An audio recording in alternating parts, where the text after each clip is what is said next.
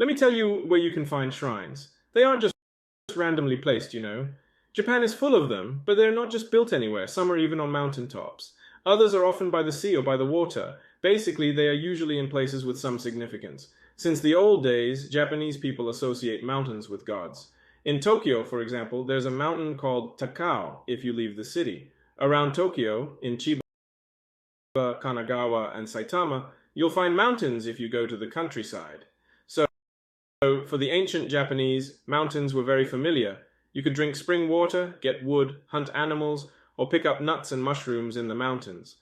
The mountains could bring people blessings, but also disasters like landslides when it rained.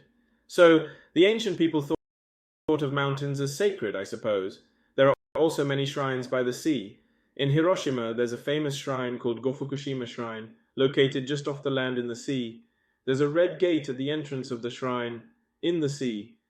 Usually shrines and their gates are on the land, but sometimes they're in the sea. The red gate symbolizes entering the realm of the gods once you pass through it. So when you pass through the gate, you gotta be a bit serious. Think, alright, here I go. Recently, some dumb kids sat on the gate for a photo, spread it on Twitter. That's really stupid. There are various reasons why shrines are built by the sea. Generally, they are built there, hoping for a good catch of fish.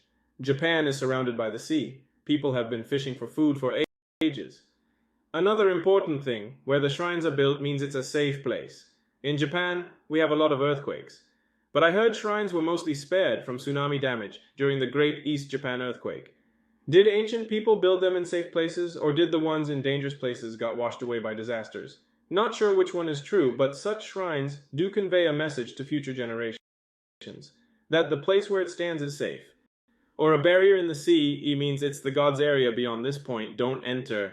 Perhaps that's what it meant. So, I personally think it's better to check where the shrines are before buying a house in Japan, especially if it's by the sea. So, I have talked about where shrines are located. Tokyo, Kyoto, there are so many shrines. So, for those planning to visit a shrine, keep my talk in mind. It might make your visit more interesting.